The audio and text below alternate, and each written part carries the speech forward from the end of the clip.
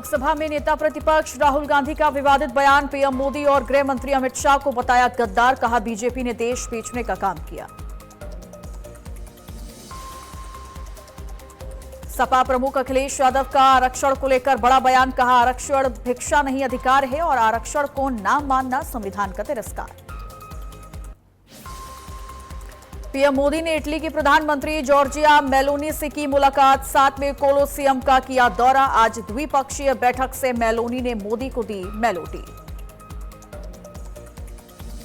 अमेरिकी राष्ट्रपति Donald Trump ने ईरान को लेकर दिया बड़ा बयान, कहा समझौते के लिए बेताब है ईरान और हम इस युद्ध को जल्द ही खत्म कर रहे हैं। मई के महीने में ही गर्मी दिखा रही प्रचंड लू, भीषण गर्मी की वजह से जनजीवन हो रहा प्रभावित। प्रशासन जारी कर चुका है हीट वेव का अलर्ट।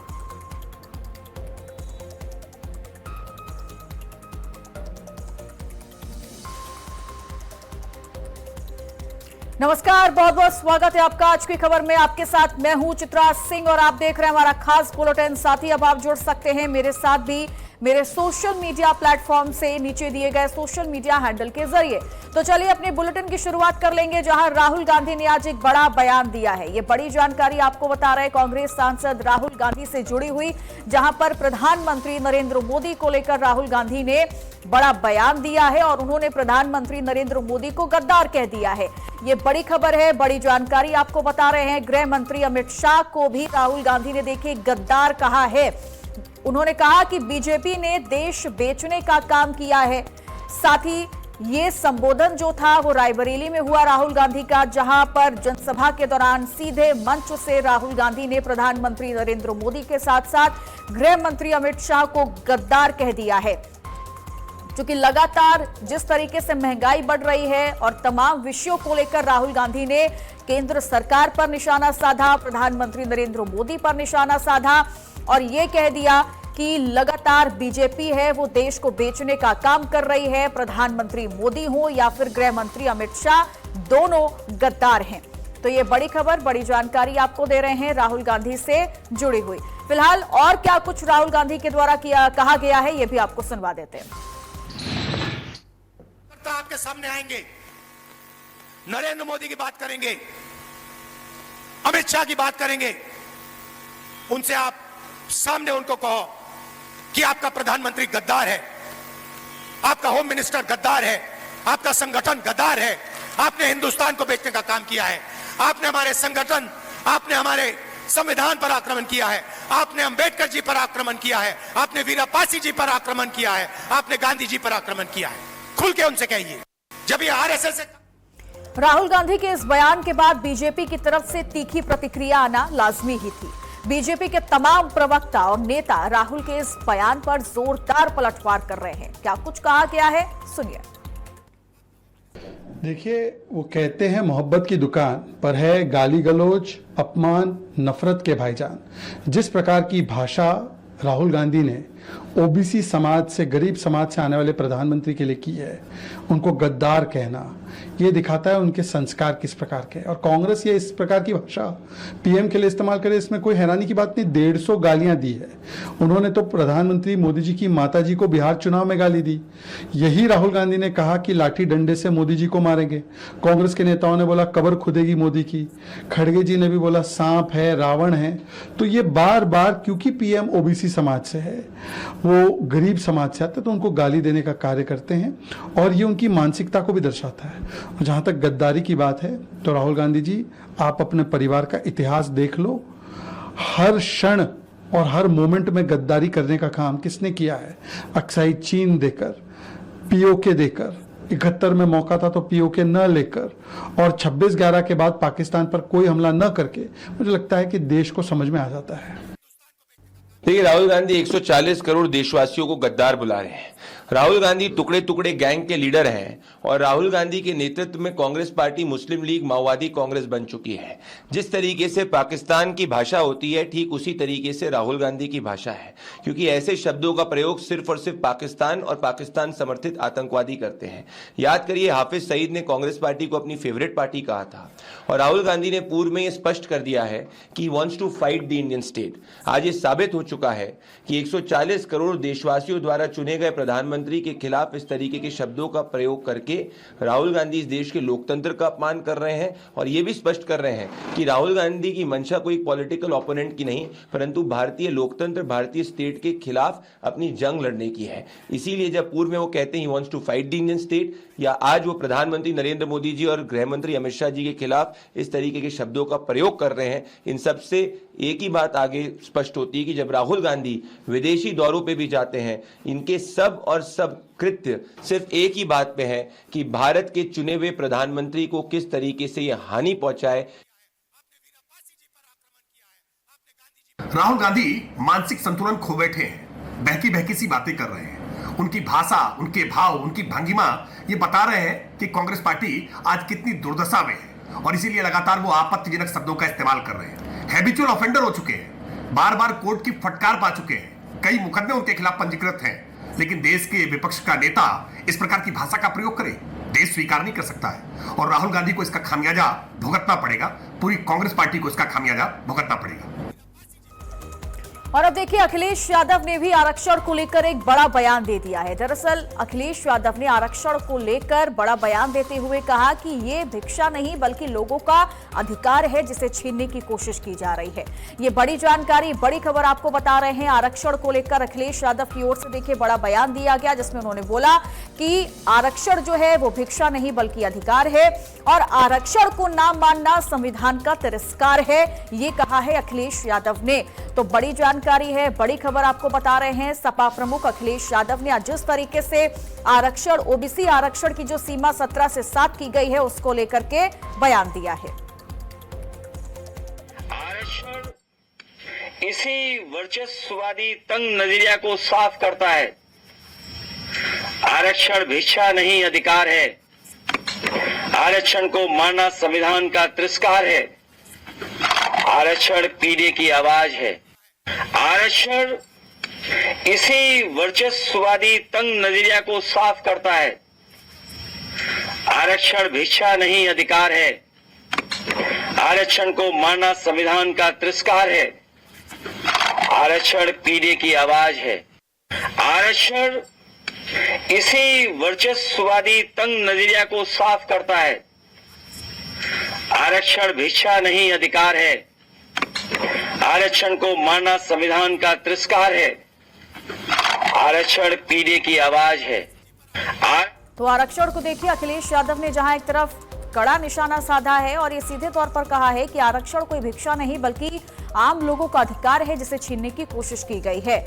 फिलहाल आगे बढ़ेंगे, जहां प्रधानमंत्री नरेंद्र मोदी और इटली की प्रधानमंत्री मेलोनी का एक वीडियो सोशल मीडिया पर अब बहुत तेजी से वायरल हो रहा है। वो तस्वीरें भी हम आपको दिखाएंगे जहां पर प्रधानमंत्री नरेंद्र मोदी ने मेलोनी को मेलोडी दी है और उसका ये वीडियो जो आप अपने टीवी स्क्रीन पर देख सकते हैं वो इस वक्त सोशल मीडिया पर भी बहुत ज्यादा वायरल हो रहा है। चूंकि प्रधानमंत्री नरेंद्र मोदी इस वक्त 5 देशों के दौरे के अंतिम पड़ाव पर इटली पहुंचे हुए हैं, जहां पर उनका जोरदार तरीके से स्वागत किया गया। इटली की प्रधानमंत्री मेलोनी ने उनका स्वागत किया और वहां पर प्रधानमंत्री नरेंद्र मोदी ने प्रधानमंत्री मेलोनी को मेलोडी दी है और उसका वीडियो जो हम आपको दिखा रहे हैं वो इस वक्त सोशल मीडिया पर वायरल हो चुका है और सोशल मीडिया पर इस वक्त चर्चा का विषय बना हुआ है।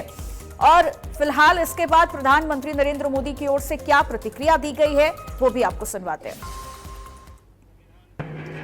Prime Minister Modi brought us a gift, a very, very good toffee.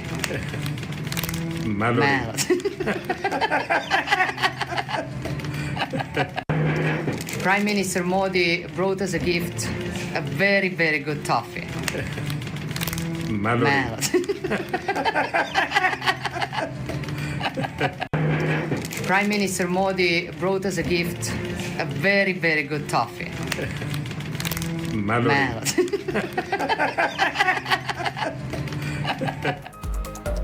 प्रधानमंत्री नरेंद्र मोदी अपने 5 देशों के यूरोपीय दौरे के अंतिम और सबसे अहम पड़ाव पर इटली पहुंच चुके हैं।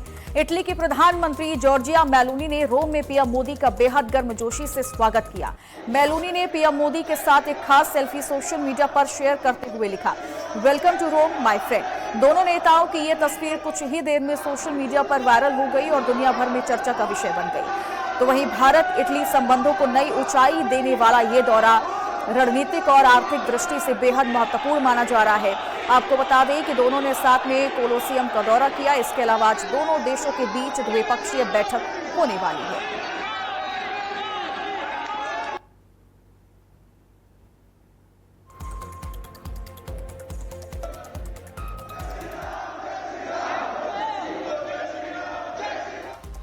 तो चलिए आपको कुछ तस्वीरें हम दिखा देते हैं प्रधानमंत्री नरेंद्र मोदी की। ये 3 तस्वीरें आपकी टीवी स्क्रीन पर हैं, जहां पर प्रधानमंत्री मोदी ने कोलोसियम का दौरा किया है, वो ये तस्वीर हम आपको दिखा रहे हैं। उसके बाद किस तरीके से दोनों देशों के प्रधानमंत्री की जब मुलाकात हुई है वो तस्वीर भी आपकी टीवी स्क्रीन पर है। और तीसरी तस्वीर जो है वो प्रधानमंत्री मेलोनी की वो पोस्ट की तस्वीर हम आपको दिखा रहे हैं, जो कि उन्होंने प्रधानमंत्री नरेंद्र मोदी के लिए पोस्ट किया था, welcome to Rome my friend. और ये तीनों तस्वीरें प्रधानमंत्री नरेंद्र मोदी के दौरे से जुड़ी हुई, 5 देशों के दौरे से जुड़ी हुई, जो कि इस वक्त वो इटली में है।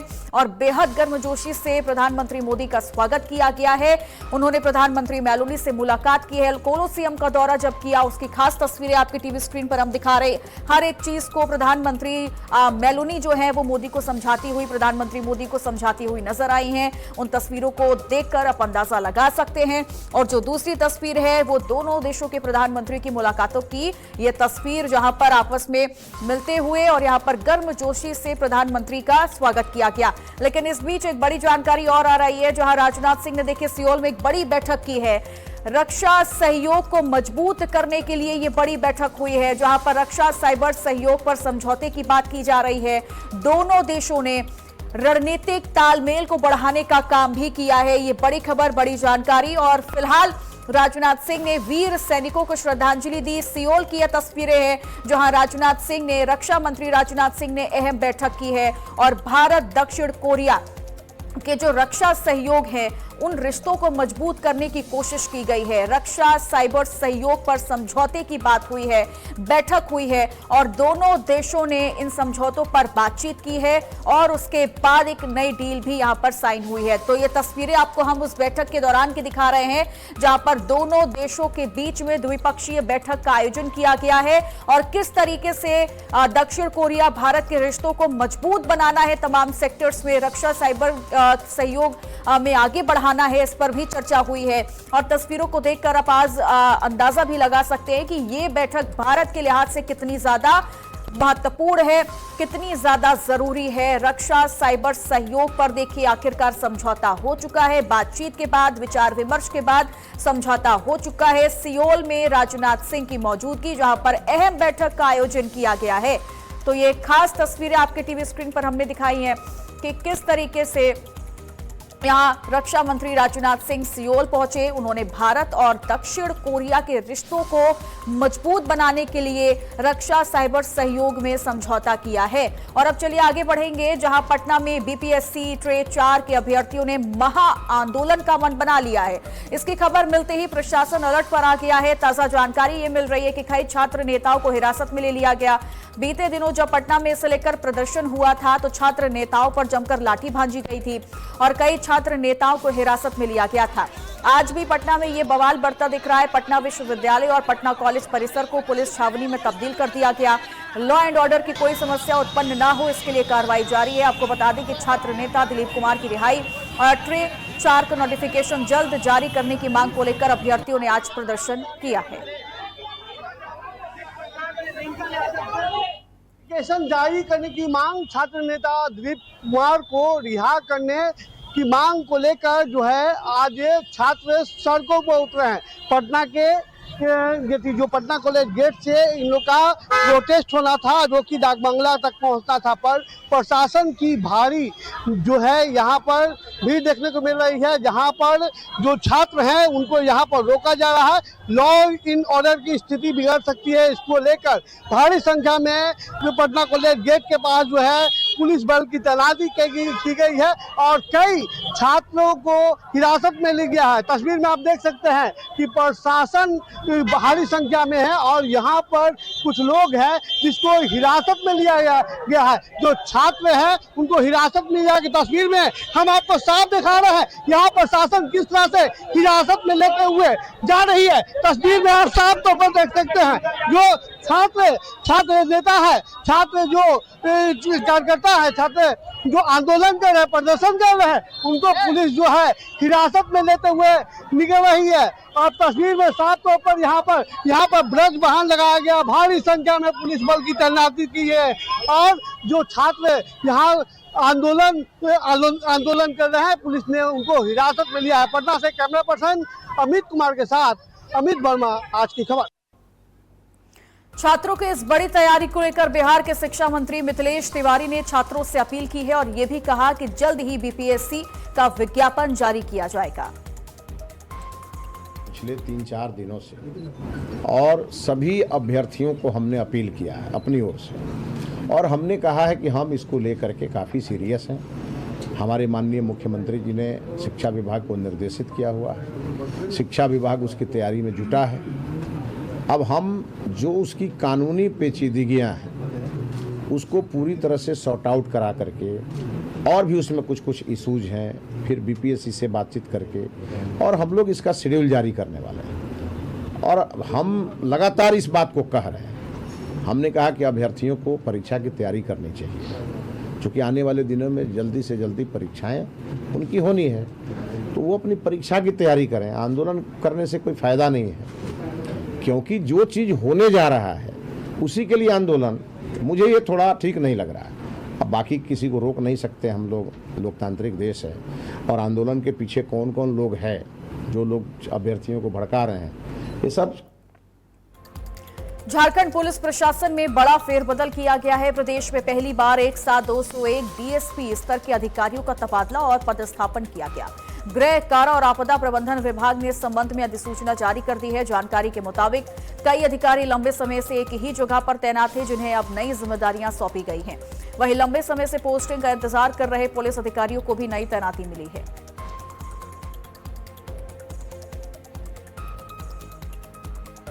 और वहीं गोरखपुर में पात्र पार्क में श्रद्धांजलि सभा आयोजित की गई। श्रद्धांजलि सभा में लोगों ने मोमबत्तियां जलाकर रत्ना को भावभीनी श्रद्धांजलि दी।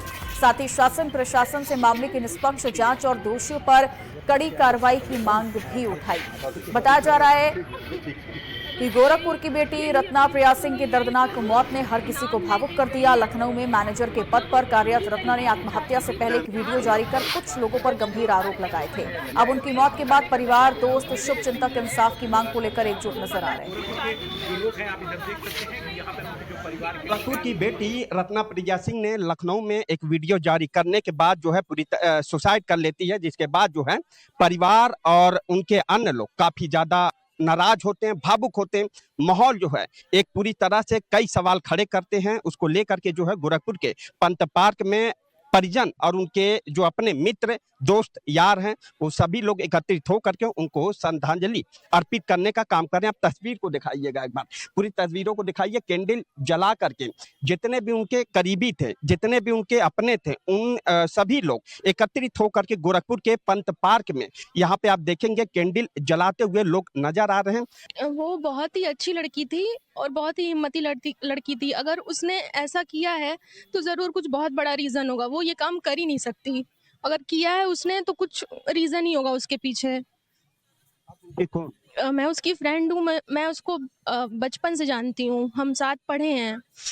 जब उन्होंने सुसाइड किया तो इसकी जानकारी आपको कब मतलब मिली? उसके अगले दिन मिली मुझे।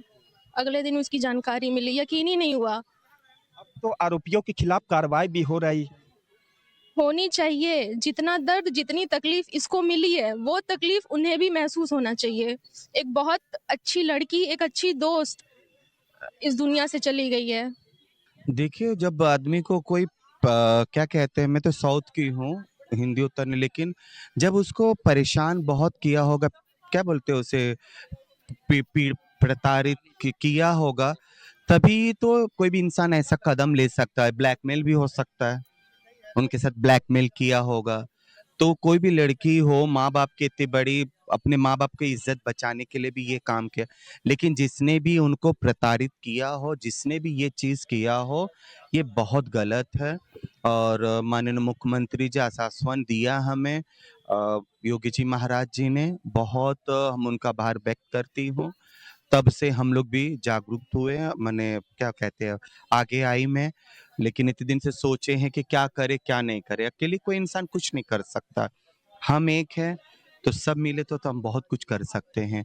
तो आज हमारे साथ सब है, तो मैं ये चाहूंगी, मैं एक किन्नर होके कह रही, एक महामंडलेश्वर किन्नर अखाड़ा की और मैं बोर्ड की मेंबर भी हूँ। मैं आज ये इतना कहूंगी, मेरी जान ले लें लेकिन उसको बख्शा ना जाए।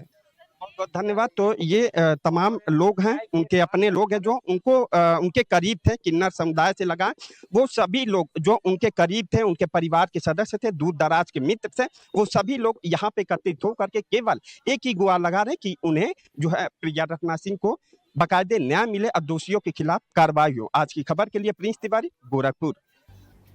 खबरों में आगे बढ़ेंगे, जहां ईरान को लेकर डोनाल्ड ट्रंप ने एक सीक्रेट मीटिंग की है। डोनाल्ड ट्रंप को दी गई संभावित मिलिट्री एक्शन पर जानकारी दी गई। ईरान के पास डील के लिए कुछ ही दिन बचे हैं, डोनाल्ड ट्रंप ने यह कहा है। साथ ही साथ डोनाल्ड ट्रंप की ओर से बड़ा बयान दिया गया कि ईरान समझौते को बेताब है और ये कहा कि हम उस युद्ध को जल्द ही खत्म कर रहे हैं।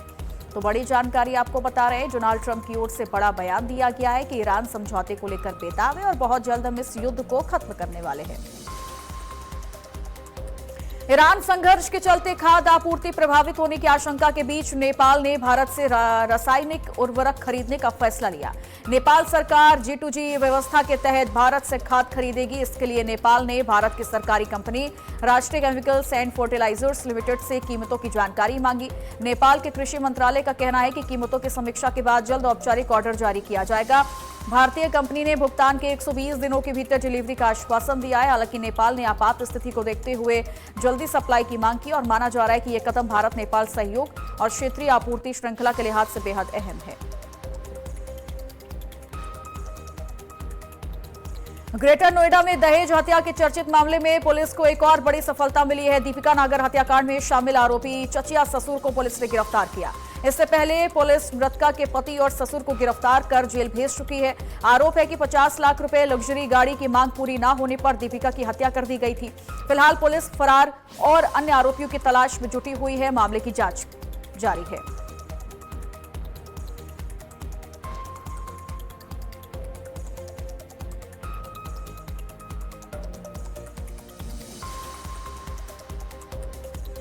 मुजफ्फरनगर में एक होटल के खाने में छिपकली निकलने से हड़कंप मच गया। दूषित खाना खाने के बाद एक युवक की हालत गंभीर रूप से बिगड़ गई, जिसके बाद उसे मेरठ के लिए रेफर किया गया। इस घटना के बाद पुलिस और खाद्य सुरक्षा विभाग ने मौके पर पहुंचकर होटल को सील कर दिया। फूड विभाग ने खाने के नमूने जांच के लिए भेज दिए हैं। आसपास के होटलों की भी जांच शुरू कर दी गई है। तो वहीं इस घटना के बाद इलाके के होटल संचालकों में अफरा तफरी का माहौल बन गया है। कल रात थाना मीरापुर पुलिस को एक सूचना प्राप्त हुई, जिसमें एक युवक की तबीयत काफ़ी ख़राब हो गई एक रेस्टोरेंट का खाना खाकर। पुलिस फोर्स ने उसे मुजफ्फरनगर लेके चली गई, जहां से उसे एक प्राइवेट हॉस्पिटल मेरठ रेफर किया गया है। आज की तारीख में थाना मीरापुर पुलिस फूड इंस्पेक्टर हमारे तहसीलदार ने कार्रवाई करते हुए इस होटल को सील कर लिया है। यह सारी कार्रवाई श्रीमान वरिष्ठ पुलिस अधीक्षक महोदय के द्वारा एवं पुलिस अधीक्षक ग्रामीण महोदय के आदेशों के अंतर्गत की गई है। अग्रिम वैधानिक कार्रवाई की जाएगी। प्रयागराज मेडिकल कॉलेज के SRN अस्पताल से बड़ी खबर है, जहां जूनियर डॉक्टरों और वकीलों के बीच मारपीट की खबर सामने आई है। मारपीट के विरोध में जूनियर डॉक्टरों ने हड़ताल की है। आक्रोशित वकीलों ने भी कानपुर प्रयागराज हाईवे पर जाम लगा दिया है। वकील मारपीट करने वाले डॉक्टरों की गिरफ्तारी की मांग कर रहे हैं। हाईकोर्ट के गेट नंबर 3 के बाहर सुबह 6 बजे ये दुर्घटना हुई थी और दुर्घटना में महिला वकील जागृति शुक्ला गंभीर रूप से घायल हो गई थी। महिला वकील को इलाज के लिए SRN अस्पताल में भर्ती कराया गया था। सही इलाज न मिलने पर वकीलों और डॉक्टरों के बीच कहासुनी भी हुई और इस कहासुनी के बाद वकीलों और मेडिकल स्टाफ के बीच मारपीट हुई। मारपीट के बाद भारी बवाल हुआ और सड़क जाम कर दी गई। दोनों पक्ष एक दूसरे की गिरफ्तारी की मांग कर रहे हैं।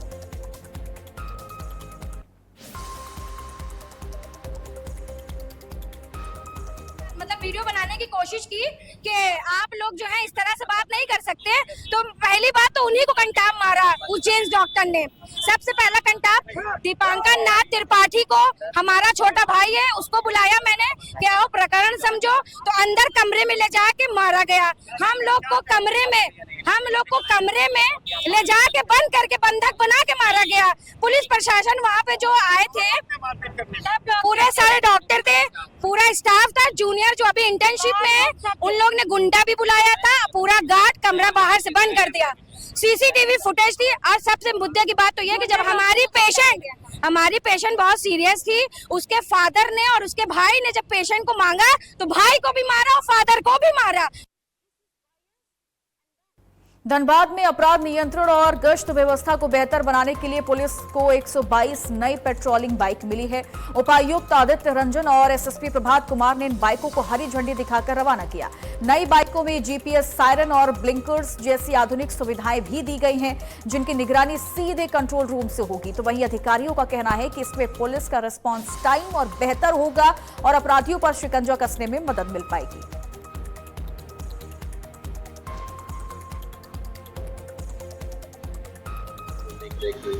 मशीनीकरण के तहत, आधुनिकीकरण के तहत जैसे जैसे समाज में अब देखेंगे कि क्राइम, क्रिमिनल्स, उनकी टेक्नोलॉजी, उनकी तेजी बढ़ रही, हम लोगों को उससे एक कदम आगे रहना है। तो उसके तहत ही हम लोग देख रहे हैं कि लगातार हम लोग कोशिश भी कर रहे हैं और बहुत अच्छी मैं पहल कहूँगा राज्य सरकार की कि लगातार अभी रिसेंटली बोलेरो गाड़ियाँ भी आई थी, अभी आज 45 बाइक्स, ऑलरेडी 100 बाइक्स हैं जो अवेलेबल हैं धनबाद जिला प्रशासन के पास, पुलिस प्रशासन के पास। और इम्पॉर्टेंट ये है कि हम लोगों ने बहुत अच्छी पहल है कि सारी गाड़ियां जो है वो सब थानों में ही है, क्योंकि फर्स्ट रिस्पॉन्डर थाना ही होता है।